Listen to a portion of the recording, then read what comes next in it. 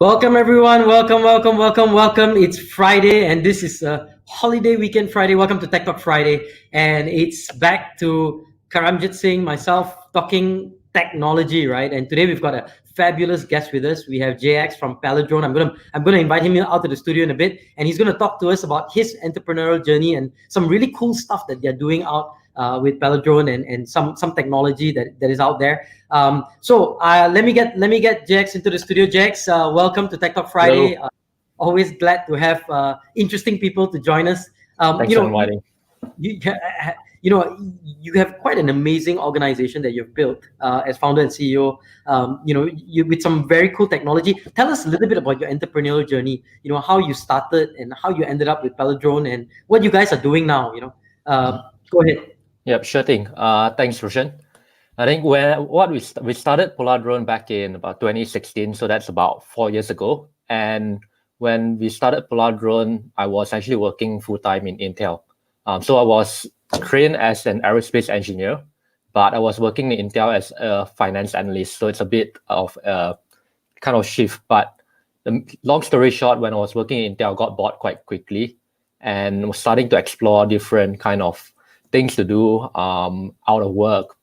And drones was something that I've been interested in all along since I was quite young. So back then I was in Penang, nothing much to do. Started to do some freelancing job for photography, videography, and then that's where the initial spark of the idea of Paladrone came to play.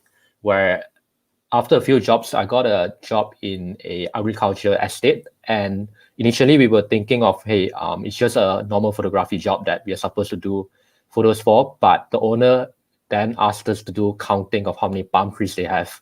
Then started to ask us to draw out the roads, the infrastructure, and so on. And that's when I realized, hey, there's actually something more here than just a normal photo. And then started to explore a lot more in detail. And we realized that there is a gap in the market for Malaysia, where if you talk about drones for enterprise usage, especially about 4 years ago, there isn't that many players out there. And everyone's focusing on the videography, photography aspect. No one's really looking at how do we build software, how do we build data analytics tools to make this whole process of extracting information out of drones a lot easier. And that's where we just started off in late 2016, 2017. So from there, I still remember very clearly the first reasonably large project that we got. We had to go out and hire a bunch of part-timer interns to do manual counting of trees and so on. We didn't have, say, software that we have now, which automatically is able to extract information and data from maps. But last time everything was manual, and that's where we started off. So doing a lot of manual things. The jobs got bigger and bigger to the point that we said, hey, it's not practical to hire a bunch of people to do manual tagging anymore. So that's when we started to invest to build analytics software, AI dashboards that we could use to speed up this work. Okay. So right now, Paladrone, they're based in Malaysia, have offices in Bangkok and also in Bintulu, both sites. About slightly over 30 people, reaching 40 right now. And our main focus is still on the analytics that is derived from drone imagery. Fantastic. And you are from Bintulu, is it? No, I'm not from Bintulu. I'm actually from KL.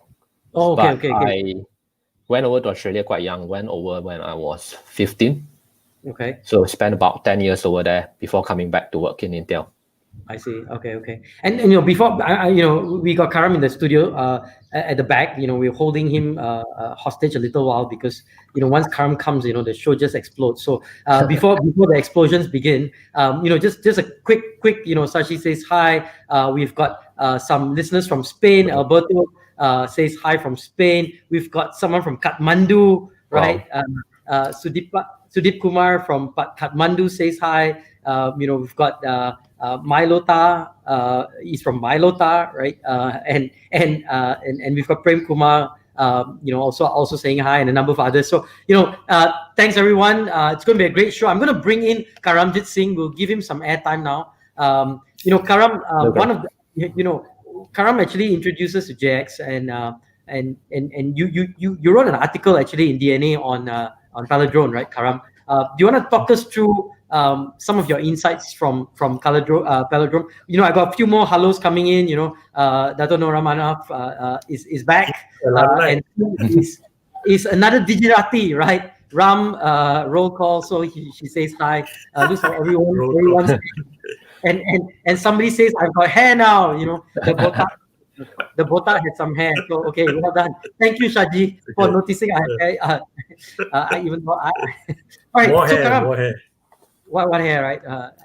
Karam. No, we Paladrone, right? I mean, it's very very incredible, right? I mean, to some extent, to have a Malaysian organization that has grown to such an extent. Talk us through your article a little bit, and maybe let's do a bit of questioning with JX to go deeper into his journey.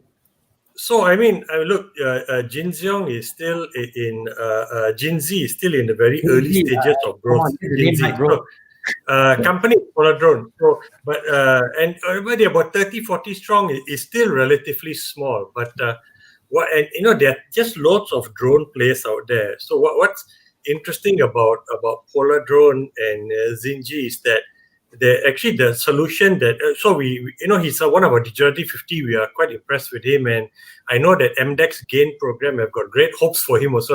So a lot of expectations on his frail shoulders there, right? Yeah. But I think expectations are well founded, but well grounded. But the point is that Roshan is focusing on building the software and hardware capabilities of the company, just like Kamarul has done. And I like to think that actually Kamarul, one day people look back and say he's the father of the drone economy in Malaysia, because his success is inspiring and is driving guys like Jin Xi also, because now they've got a bar to reach for. There's a Malaysian company, and Jin Xi, if I'm wrong, totally, please come and correct me, okay? No problem. I mean, just for our viewers, because we got people from Kathmandu and Spain and everywhere. Kamarul actually Kathmandu, you must say namaste. Don't say hello, lah. Namaste. Okay. But no, just for the context, right? Kamarul actually is the leader of Aerodyne, and Aerodyne is a Malaysian drone company that's really grown global, helping out the police force in India. Third in the world now. Third in the world now. They are third in the world, right? So I mean, this is a Malaysian company that's become third in the world. So Jin Xi, maybe you can talk a little bit about your own journey, right? I mean, I'm sure in the journey, there must have been challenges. I mean, you're still at a point where I guess you're growing and scaling and trying to figure out the next steps. But as you got to where you are today, you talked a bit about getting to that niche of figuring out how to get into that space of plantations and talk us through that journey. Once you got into the niche, how did you figure out how to go deeper, and how did you get the organization really scaled up and getting the customers? I mean, because in spite of what you say, there, even though there was a gap, I'm sure there were key players around the world playing this space also, right? So yeah, so I think one thing to recap on, like Aerodyne, Kamarul, they are definitely an inspiration, and it's good to have what we call like a big brother in the ecosystem looking after, because they would go through and push. They spend the big bucks to build the awareness and everything, and it makes it a lot easier for us to convert customers out there. Very good. Practically speaking, it's not possible for any one company to cover the whole market, and there's always going to be a niche. So that's where the niche that we found was in the oil palm and agriculture sector, where if you look at Aerodyne, they are extremely strong in the utility inspection, oil and gas sector. But for a big company like them, they have huge, high paid staff. They're not that interested in the agriculture sector, I would say, because it's a low value, low margin kind of job. So that's where we came in and started off, because we found customers that could pay, and we were a lot smaller than them, obviously. So our cost structure is a lot smaller as well. So that's our niche. And in particular, if you look at the oil palm sector in Malaysia, where oil palm in Indonesia and Malaysia will account for 90% of the export production. It is what we call a very big niche market, where it's a niche that a lot of people don't know about oil palm production, but it's still big enough to make you easily $1 billion company. And that's where we found that sector, in that there are a lot of global players out in the world that are building drone solutions for agriculture and so on, but there's not that many companies that are actually focused on this particular sector itself. And that's where we decided just to deep dive into it. And so far right now, to date, we've covered about 700,000 hectares of data, which is, if you look at the whole industry, in Malaysia, there's only about 5.5 million hectares planted. So we've covered more than 10% of the map already of the industry right now. Okay. You mentioned Indonesia. Are there plans to because the good thing is there are Malaysian companies which have acreage and are players in Indonesia, so you don't have to get a local Indonesian customer win. You can go for a Malaysian company here to allow you to do work in an Indonesian plantation, and that's how you get into the local market also, right, with Indonesian companies. So is that on the radar yet, or Malaysia is big enough that just cement yourself in Malaysia first? So for us, of course, Malaysia is never big enough.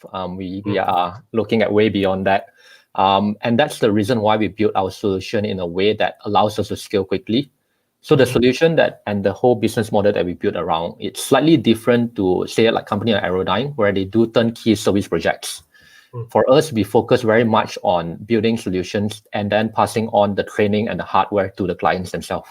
Meaning we would have a solution that is ready. We go to the client's place, we set up for them, train them on how to use it, how to do everything, and then we just support them remotely.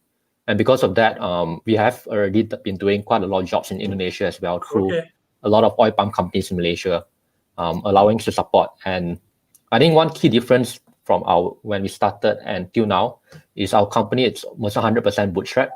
So everything is grown organically, where it's based on per project basis. When we get a project, we scale up. When we get another project, we keep scaling.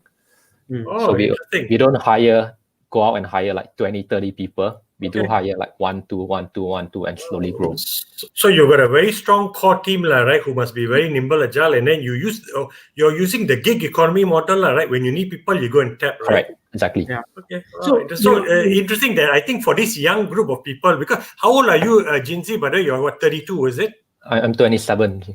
27. Sorry. Okay. The poor lighting makes you look older, Okay. 27 years old.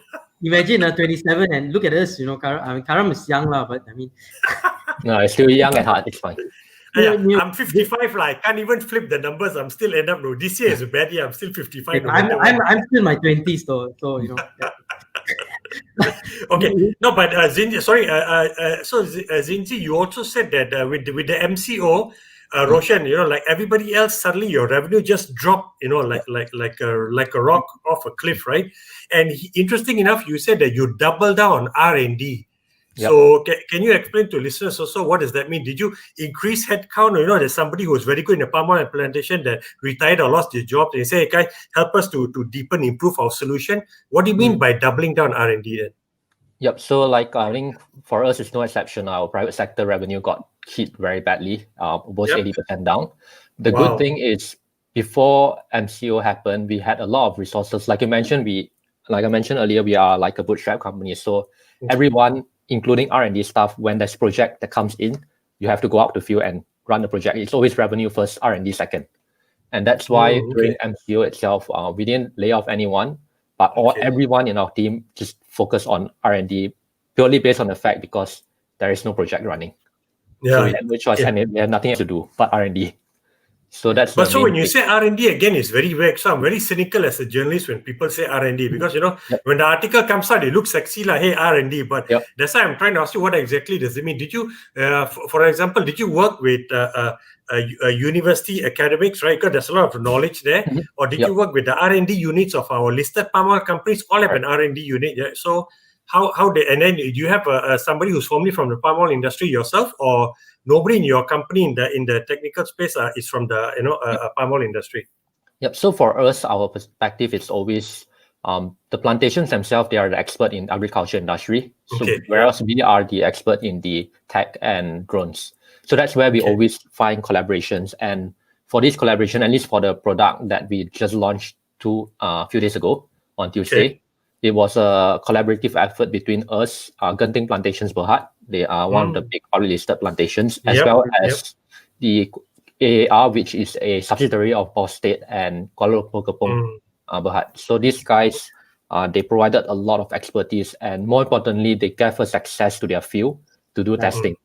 To the point like they don't know if our solution will work or not, but they still stopped spraying pesticides and so on just to test our technology. And of course, if it didn't work, their pumps would be dead. But they were willing one of the senior people in one of the companies you mentioned, I actually know them, and they said that his team has been very impressed and very happy working with your team actually. So kudos to you all. You all are doing a good job. Nice. And we're going to take a quick short break. But before that, Jax, I think like I'm just trying to summarize. One of the insights I think for listeners who want to build their own organization or entrepreneurs, right, is find that niche, right. And I think that's the first part of what you told us, right? And right after the break, when we come back, if you can tell us a couple of other insights, what would be you think your key success factors of why you think you succeed? Oh, no, don't use success, Roshan. These guys are not successful yet. They are hoping to be successful. They're hoping to be. Relative, right? Hungry. To you, as a journalist, you say they are successful. You put him as a he's a Gujarati and so on and so forth. So in that sense, one to watch.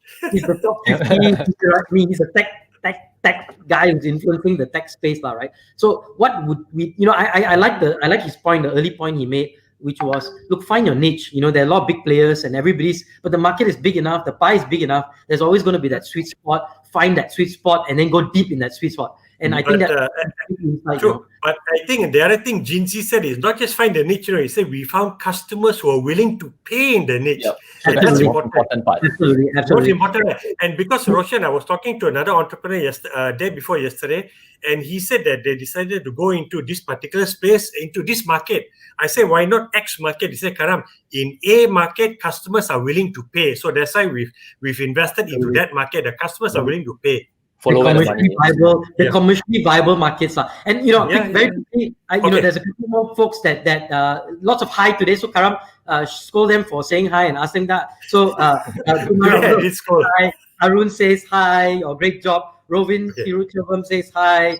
There's a couple more questions. I'm going to get to questions in a bit. So viewers, don't worry, I'll get to your questions. In the meantime, we just have a quick, today we're going to have a quick video on a platform, a digital platform called Be a Leader, who's partly sponsored the show. So just hold back 30 seconds. Word from our sponsors, Be a Leader, which is a digital learning platform. Here you go.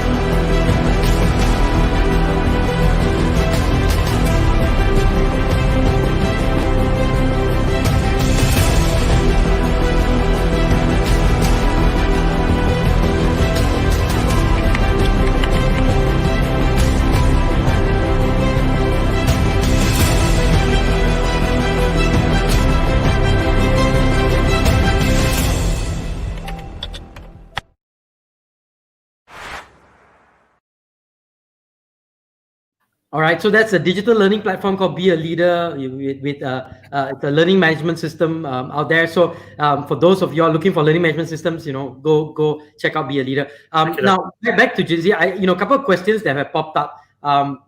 Some comments. Prem Kumar talks drone solutions with IoT integration. Importantly, data correlation and presenting key business analytics is key. Awesome. I think it's just a comment. There's a question from Dato Nora, who asked, how do you attract them to come in when you need them? Very good. Degree. Jax, what can you take this? Yeah. Is this in relation to our team itself, I would say, I'm assuming? No, I think she meant the part-timers, because you said that you want to bring them in when you need them.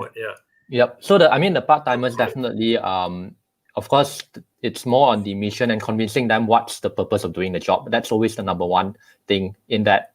Like I mentioned, we are a bootstrap company. We're not VC backed. So we don't have millions of dollars of funding to just throw at people to attract people in. Not yet. Not yet, maybe, or that's not the strategy that we are taking right now. Oh, really? Okay. Karam's working on that. So if you need money, Karam has a lot of it. So.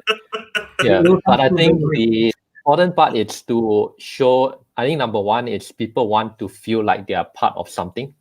And that's very important. So you build a team, a small team, and it's easier to do this when it's small, I would say. And you have a mission that you're driving towards. So like for us, just even things like counting trees, we have a mission in that.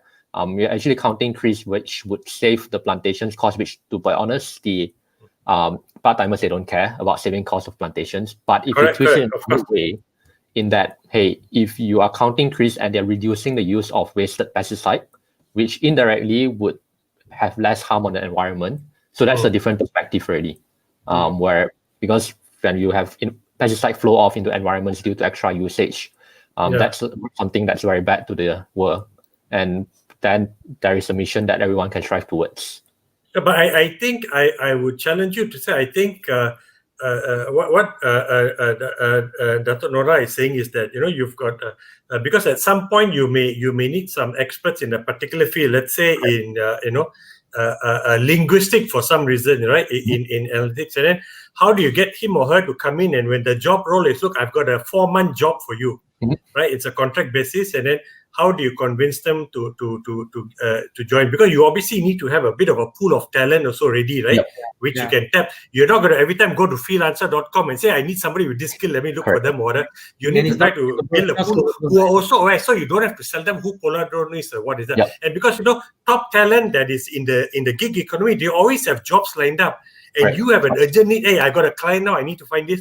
So I think she's intrigued about that. How do you manage to tap the right people when you need them? When your window for needing them is so small, and which means that sometimes you got to offer them a lot higher per hour or whatever, right, to get them to come on board. So how do you manage that? And I know it's interesting to ask you this because you're still so young, and I think you're still trying to figure this out. Also, I guess, right? You don't have the answers. Yeah, but I think the first one, of course, monetary value helps. It always helps for sure. But the second one, it's we're quite lucky that the drone industry right now, it's in a very hot space where everyone is interested to learn more about it. So that helps us a lot, where a lot of these experts that we work with, they have been in traditional industries like the oil palm plantation industry for years, maybe 20, 30 years. But drone technology is something new that can be applied onto the traditional industries itself. So that helps a lot because it's something, a new thing that's happening in the industry that has seen the same workflow over the last 20, 30 years. And they themselves, they are curious to learn more. It's not just us. The guys are interested to learn more as well, in terms of how this technology can potentially impact and change their industry. Okay, nice. So you're lucky you've got a very experienced talent pool also out there, right? Ready. And the good thing is, just because somebody's retired doesn't mean they're not valuable, right? You want to tap what's in here. And of course, you're right. The drone industry is a hot space now. I think a lot of kids in even our technical colleges are trying to come in and look for careers in that space. I would say like the guys from civil aviation, where a lot of them are retired pilots, captains, even from Civil Aviation Authority. After retiring, they are interested in drones now because they've seen aeroplane for the last 40 years of their life. But drones is something completely new. Not to say completely new, but it's getting more and more relevant now. And it's something that has to do with the airspace. So that's where they can offer a lot of expertise in terms of regulatory frameworks and so on. And we are working with quite a few of these advisors. Okay, so our minister, so Roshan, just a quick one, our Minister of Communications, Saifuddin, was at the event, I think 3 days ago, right? On Wednesday, maybe, or was it Tuesday? And he was saying that the Malaysian talent is in abundance, and he's hoping that we can become a leader in the drone services market, which is about 64 billion by the US by 2025. And he thinks some of our players are early in the space. Do you agree with him? Yeah, I mean, definitely agree with him. If you just look at Aerodyne, they are definitely building the industry, and it really helps to have a company like Aerodyne. Totally. Because then we can also hire we're not going to hire directly from them. We can't afford their pay. But there will be people looking for different niche and different kind of pathways and so on. That's why if you look at the Silicon Valley, you look at Intel, where Intel was the godfather of the semicon industry. But because of Intel and how fast they grown, they sort of built an ecosystem where you have a lot of other companies, AMD and so on, that came out from them. Okay, so one of the things like Aerodyne has grown. Aerodyne, has grown primarily. I mean, there's a lot of acquisitions. I mean, their big growth actually came from acquisitions. Is that something you will be exploring? Because I mean, if you think about it realistically, like even I look at myself, right? It's going to be very hard organically to grow. It's just going to take a lot of time. But we don't have 30 years or 40 years of previous, where companies, will slowly grow in the home territory, like Samsung and all these guys in Korea or companies in Malaysia. And over time, you sort of grow. Maybe Maybank also. You grow. Today, it's a lot faster, and a lot more nimble? And is this something that you guys would be looking at? Because I mean, if you think about it, Malaysians, we have not, especially companies like Aerodyne, have shown us the way that maybe we should be looking at acquisitions as a way of growth, not necessarily just organically. Yeah. So for us, it's always we are always open to all opportunities, whichever that makes sense the most at the time, we will take it. It's just right now at the moment with COVID-19, we feel that a quick expansion may also mean a quick end with the company itself. In that markets are quite volatile right now, and customers are not really spending much on new innovation. But this thing would change. Which is a good time to get companies in the cheap, because there might be tech out there. So I think this will happen maybe in 2 years when the economic recovery and uptrend comes, and then companies would be looking to invest heavily into digital solutions and so on that would allow them to survive the next crisis, maybe 10 years down the road. But right now, companies are more focused on, hey, just how do we get out of this thing? Okay. Survive, I have a couple more questions I need to get out there. I mean, just a quick comment from Shaji. She says that there was an interview on BFM that may be an eye-opener. And this is specifically to Nora. But there's a question from Prem who says, is there a challenge from human factors as automation might take away someone's job? I guess this is in relation to drone in itself. You wanna address this? Yep. I mean, there's no beating around the bush. Automation will take away in terms of the number of jobs created. Like for us, the agriculture spraying drone on market, every drone that goes out to market replaces 10 jobs with 3 higher paying jobs. And that's something that is unavoidable. Okay, sorry. Let me get that again. Every drone that goes serves the market in agriculture, is it, or just palm oil? In the palm oil spraying on automation for spraying work. Palm oil, so it removes 10 jobs but creates 3 higher paying jobs, right? Right, exactly. So for a country like Malaysia, which has like 6 million migrant workers, you probably only need half of them. Correct. So this is good for a country like Malaysia, right? Exactly. You're probably 1/3, right? I mean, if it's 10 to 3, right? 1/3, I would say. So that's something very good, and that's why the government is giving full support to it, because we are replacing foreign low-paying jobs with higher-paying skilled workers. Okay. So that there's no beating around the bush. Technology will definitely reduce the number of jobs. Absolutely. The thing is, if you look at it in the bright side, the money that is spent on labor and salaries may not necessarily go down with technology. It's just that it's going to people that are more well adapted and well versed with the tech. And actually, the scary thing for everyone listening is that, in the early stages of this extreme, shock to the global economy and health also was, everyone started coming up with the V recovery or W or X or whatever. But you know what? The latest one I've heard, and that syncs with what you are saying, Jin Xi, is actually the K. It's a K-shaped recovery, right? Because you've got the K, so there's a staircase going up and there's a staircase going down.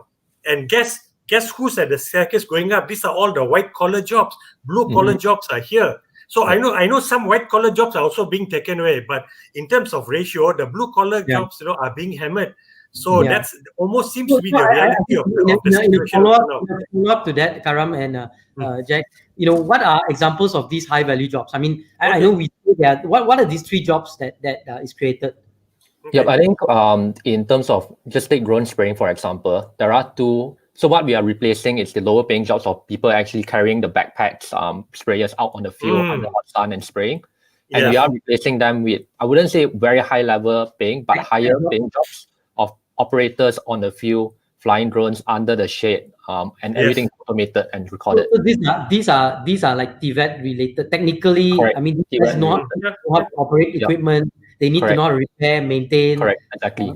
Service the equipment, essentially, right? It's not so much on white collar job yet. It's still a blue collar job. It's just that it's higher skill level. Yes, correct. Technical, vocational level. Yeah, correct. And of course, it creates an ecosystem where you have to create manufacturing of the equipment itself, R&D on the equipment, improving the quality of the equipment, and so on. Right? I mean, if you think in developed countries, like a lot of these jobs, like the plumbing and the aircon repair guys, and I mean, these are high-paying jobs it is. In many, I mean, maybe not so much in our country, but in many developed countries, these are big jobs. You see, these are high-paying jobs. They make much more money than white-collar jobs. There's a couple more comments. I mean, Singapore drones are used for MRT track inspection related safety. Yeah, I guess the question is, now that you're in the plantation space, would you be looking at other spaces or other industries to get into, or would this be the niche? Yeah, I think for us, definitely we do, and we do other industries already. Right now, agriculture accounts for maybe 60% of our revenue. The other 40% comes from mainly in the survey and mapping job. In that, because of our expertise in survey and mapping analytics for plantations, there are a lot of crossover into other space, say infrastructure of, like mentioned just now, railway tracks, highway roads, and so on, development projects that we do a lot of jobs for. And on top of that, also the oil and gas survey work that we do quite a bit of work on right now. Okay. So definitely we don't keep our options limited, for sure. So as a follow-up to that, I think to Nora's point here is that would you be doing the reskilling of some of these guys to operate the drone? Correct, definitely. How does this happen? I mean, for specific people who have that aptitude, I guess, right, to be able to do.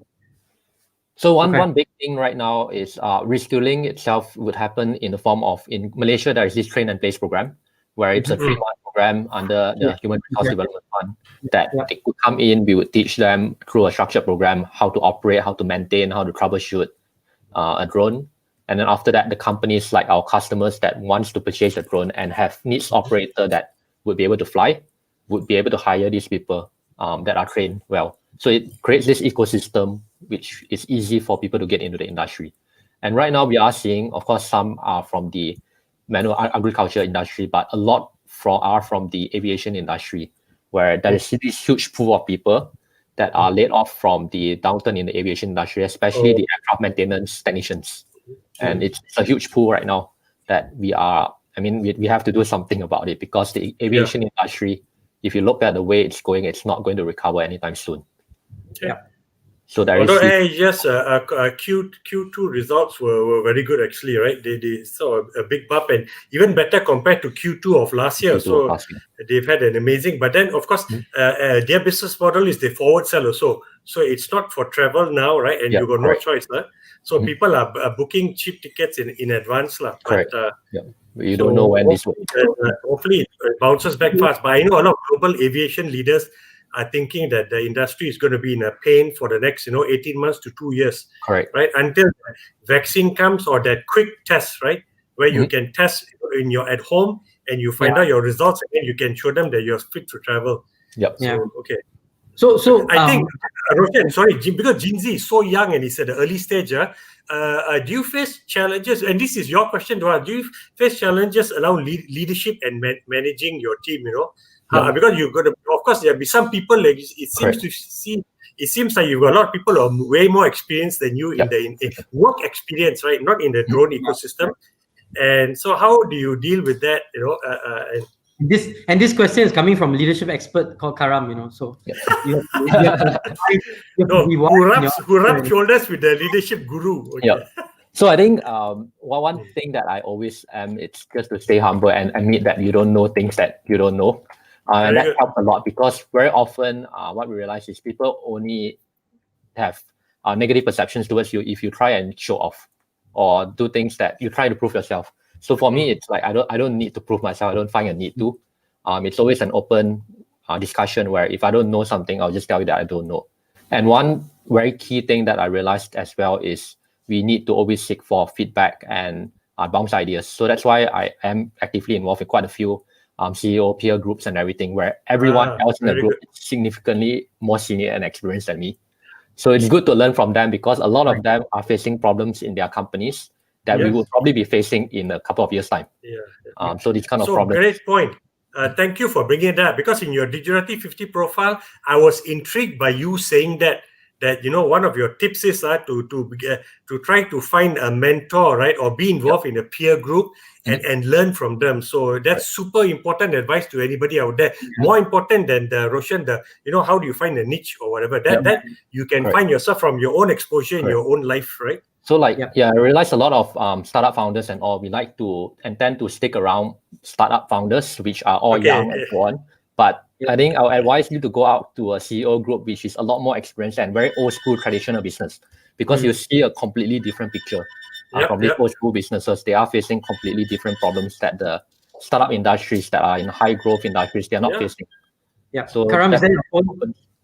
Yeah, I think income tax calling me. I got to go pay my taxes. Karam is the only one who he'll come in shorts and stand up in the middle of the show. Hey, don't say that. Okay, never mind. No, but Karam, I want to give you some time to give some tech news. So GX, I'm gonna take you out of the feed for a while. So just keep listening because we'll bring you back in. We call you back with some questions in a bit. But so thank you so much. Appreciate your insights and your wisdom, even at this young age, to be able to have such insights. And I'm sure our listeners our viewers will be very enlightened by some of the things that you've talked about and shared. In the meantime, so thanks. We'll be back with you in a second as we get more questions from our audience. So thanks a lot. See you in a bit. Karam, are we going to go for break first? I see the producer saying go for break. Okay, let's do a break. Okay, so this quick short 30-second video. Nicole, which is a learning experience system. This one is in Pidgin English. So see if you can understand what Pidgin English is. I just gentle guy. I just discovered this new learning platform they call Nicole. Man, that's the real deal. I tell you, man. I just pay only $50 for 1 year subscription, and my life don't change. I don't use that how much job for this contract. I tell you so. You don't believe me? I tell you. I've been saying the link after finish this call, guy. You remember when I tell you say to learn 8 hours a day for class they tire me? This is the real solution for me right now because I learn in bite sizes at my own time, any place, anywhere where I want to learn. And if you get content across the board, oh boy, no be paper. I tell you now the real deal with this. Okay, no worry, I go send you the link. No worry, I go send you the link. We could talk later. I want the Nicole Martin to go. Yeah, I go to Nicole. I don't tell you now. I'm not tell you. Go sign up. No waste time. The link now, digitaldynamics.org. Okay, we go chat later, babe. Okay, I have to go back. Bye bye. I'm on this Nicole now the deal. Oh boy, I'm going to Nicole to go. No easy.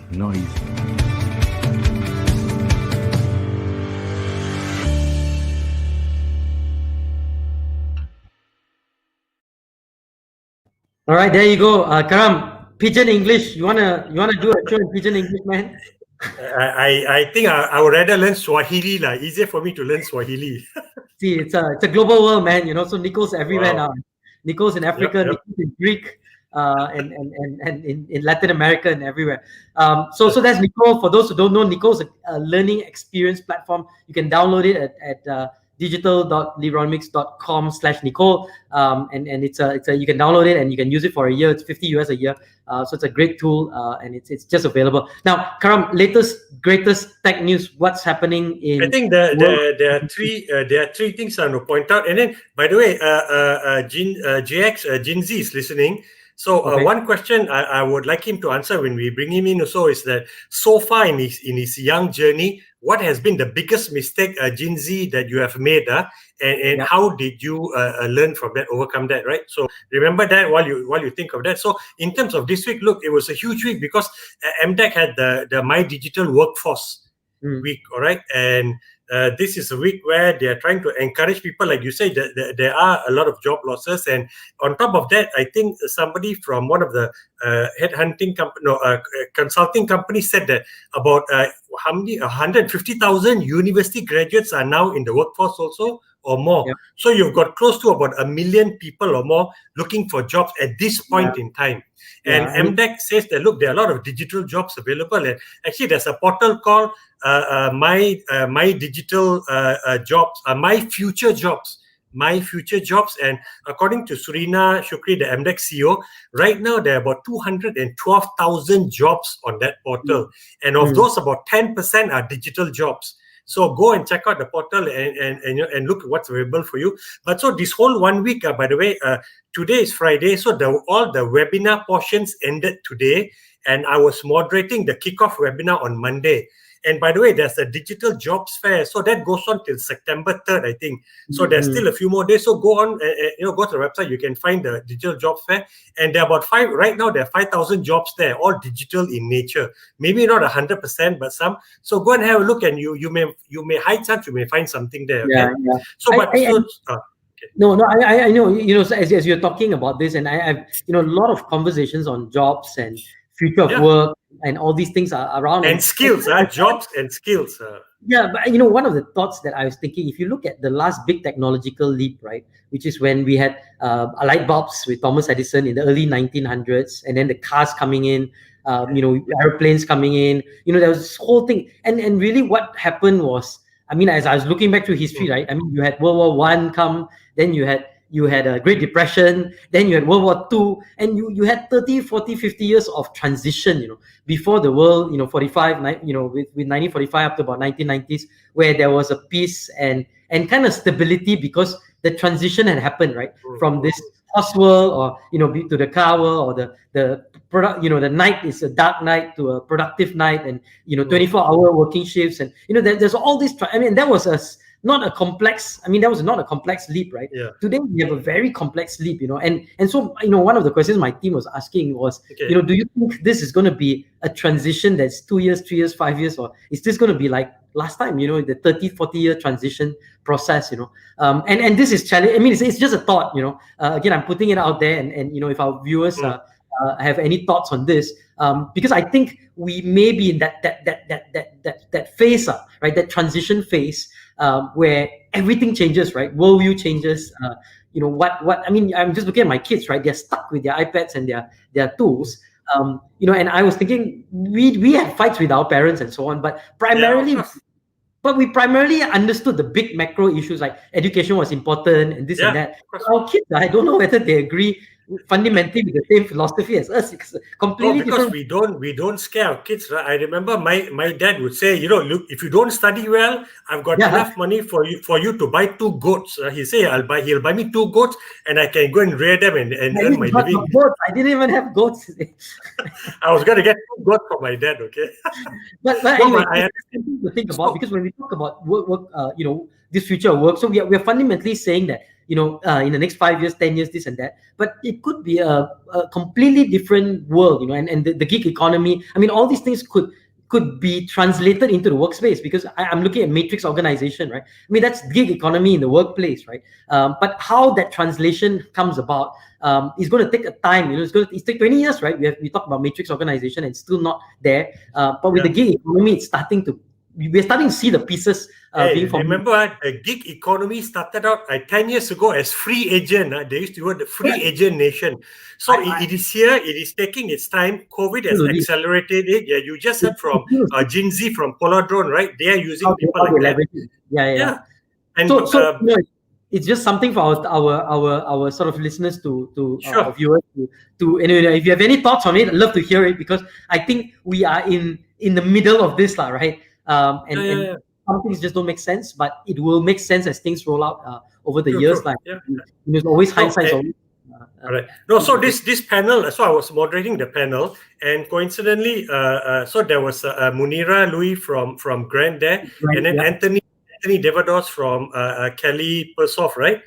But he came in his capacity as the chairman of MDEX, of PICOM Academy. So this is a training institute by PICOM, right? But it's interesting. So they're saying that, look, there are jobs there in the digital space, but Munira says that a fundamental skill that you need is not just pure digital, but merging it with soft skills. And she talks about communication skills also are equally important. And then Anthony said that, look, all of us in this world, we have to start learning career management. We have to be aware, we have to manage our careers, right? And that's an ongoing process. And you don't just give it to someone. So that's your self-improvement. You talk about continuous learning and micro-credentials. And they were the discussion also brought up micro-credentials, micro-learning. And that becomes, according to Anthony, that's part of your career management. And you need to learn these tools to embed with what you already have, your skill set you have. And it's kind of interesting. So like Munira says, because the world is becoming global also, she said communication skills / also means English skills. So it's interesting that English is coming back, right? It never went away, but she said English is important, and even Mandarin as a skill, because she said that now they're getting clients asking them, because Malaysia is one of the global leader in the BPO space also, right? We are ranked third in the world as a country for attractiveness and talent and savviness to do BPO. So you've got now jobs handling clients in China, because of course we're a native speaking Chinese, Punjabi, Tamil, all those languages, right? Even Pidgin exists now, looks like, Oh yeah, PJ, no. So Karam, great, and Munira's already answering your question because Shaji. Oh really? I didn't know she was listening in.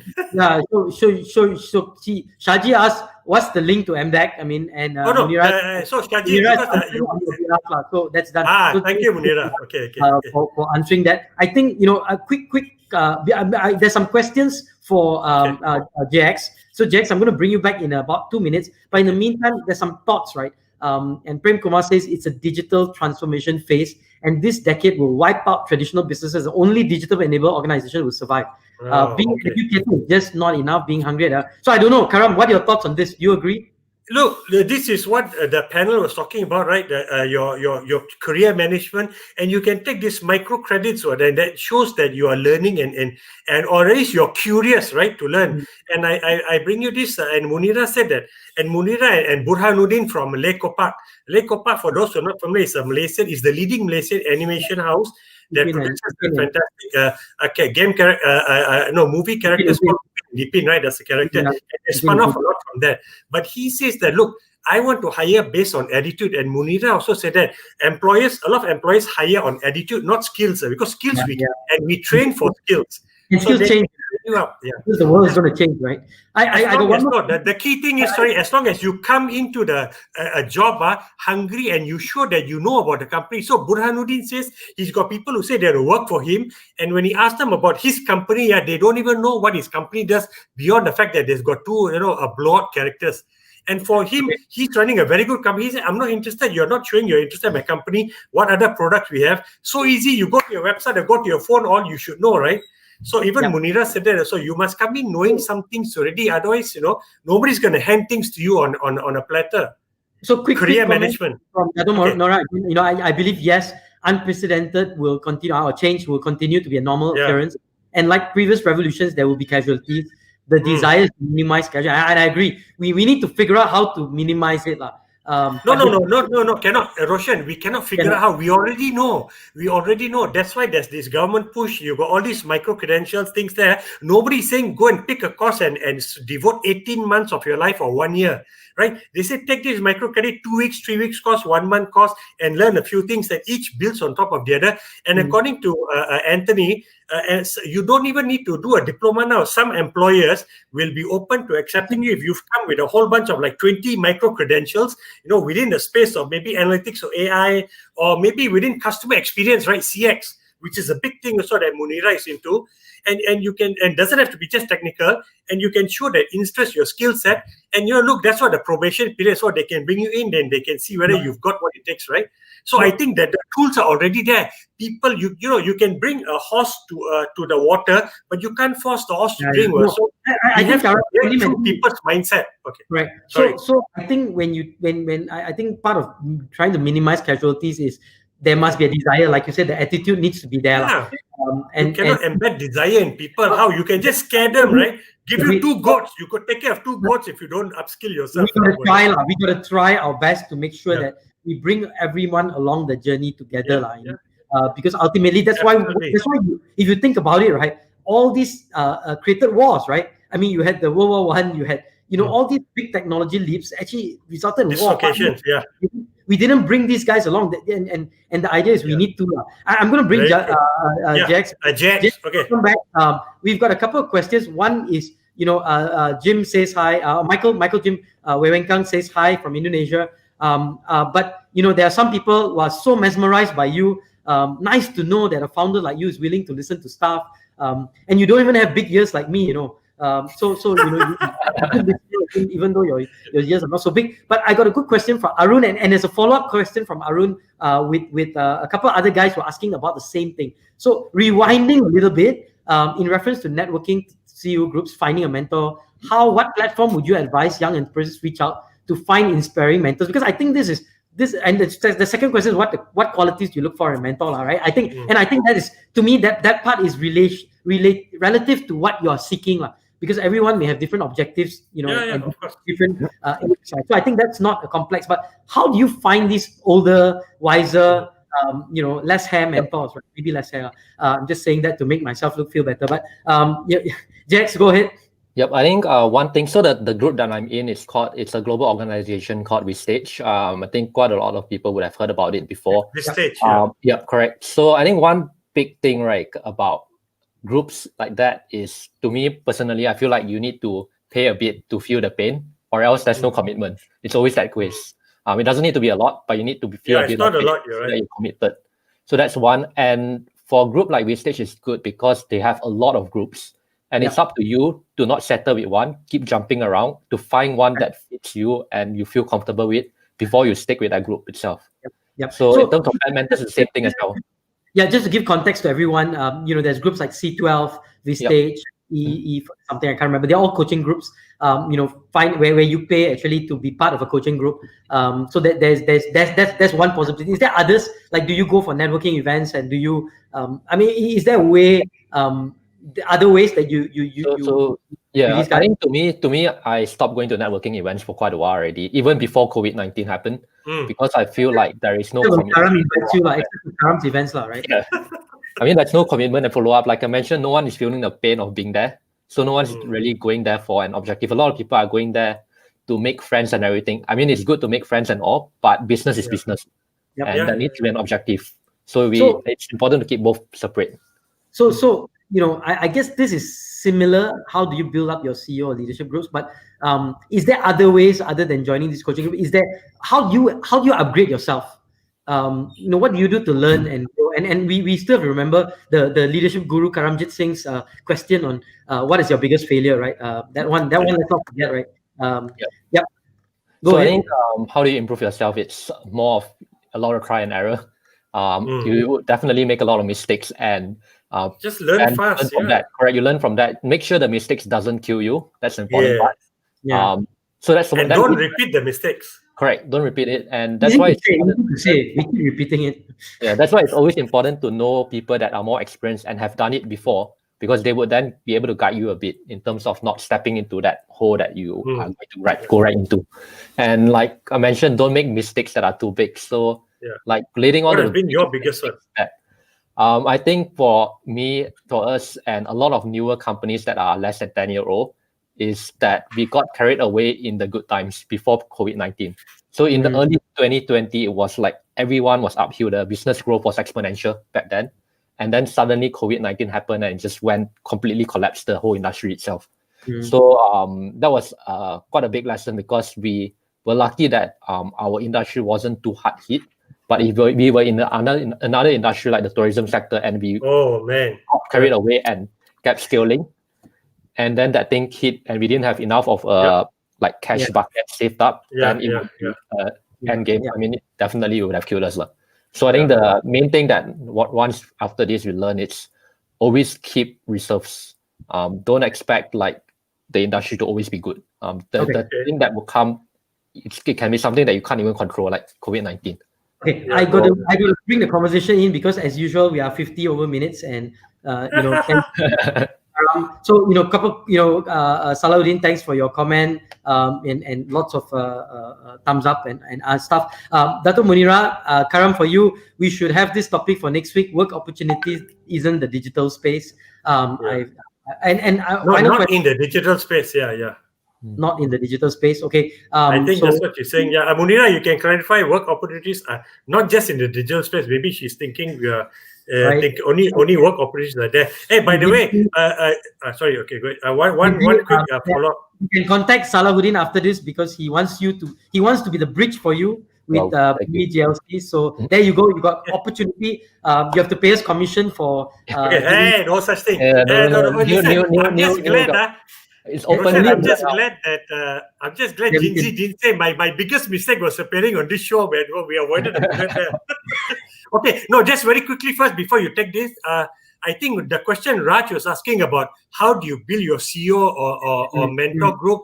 I think Raj, the reality is you have to be an entrepreneur first before you're admitted into a CEO or leadership group. I think that's what he's trying to say. Maybe you say, I want to be a CEO one day, I want to be a startup entrepreneur. Can I join some groups now?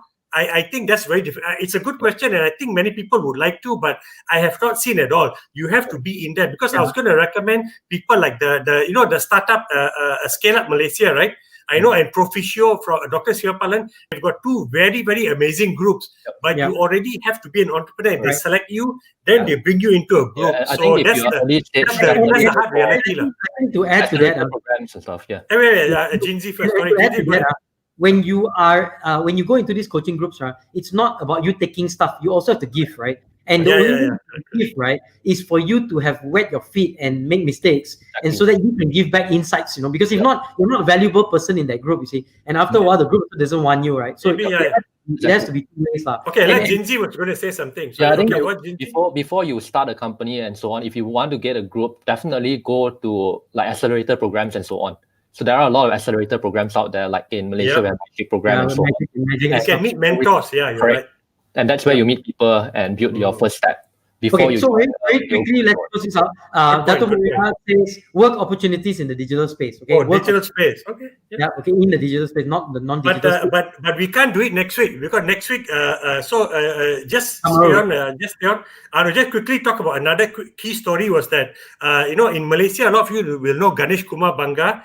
And he of course he has bought in, when you Roshan, when you talk about buying assets on the cheap, early in January this year he bought NetCentric. No, but that was 4, 5, 8 years ago. But he bought Friendster, you're right, 8 years ago. But this year in January, he took a majority stake, about 84% of a listed company in Australia, which is actually run by Malaysians. It's a social media influencer platform, right? Wow. Nafdeng, all of you will know Timothy Tia also. We bring him on one day. But the key thing is, look, now that he's got the company, he's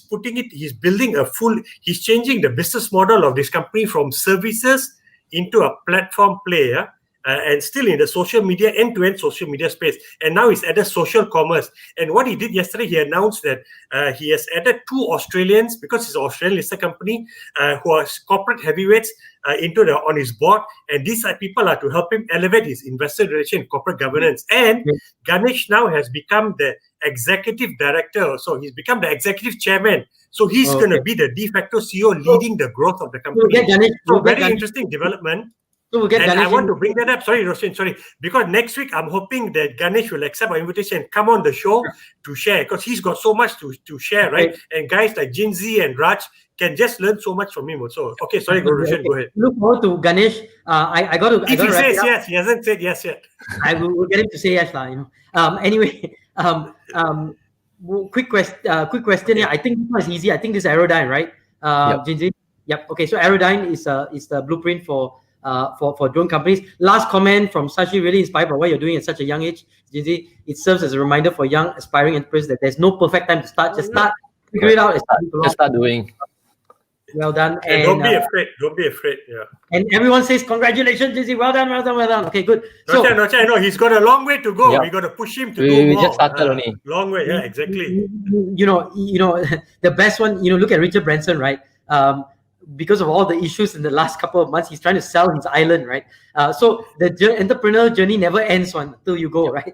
So that I think, till the end. I mean, Steve Jobs built Apple and then had to rebuild it.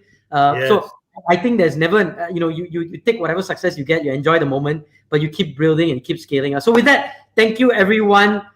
It's been a great, have a great weekend, a long weekend. A lot of engagement this week. A lot of people listening in, I guess, because of the long weekend coming up. Have a great weekend. Have a happy Merdeka. I know Karam is going to go dress up in the Malaysian flag and dance around. I got my t-shirt, a Malaysian flag t-shirt. Yes. And he's going to go around, running around the streets in the Malaysian flag. So let's all, be patriotic and happy Merdeka, Malaysia, and wish you a very great weekend. Karam, final words? Final words. Sorry, the show was 1 hour. Roshan kept talking, right? It's not my fault. It's a bunch of, you never put Indian guys together, right? They all just keep talking. Well, that's a wrap. See you guys. Yep. Take care. Jin Xi, thanks God. Take care, man. Keep building. Keep growing. Okay. Have a great weekend, everyone. This is TechTalk. This is TechTalk Friday for all of you. Bye-bye.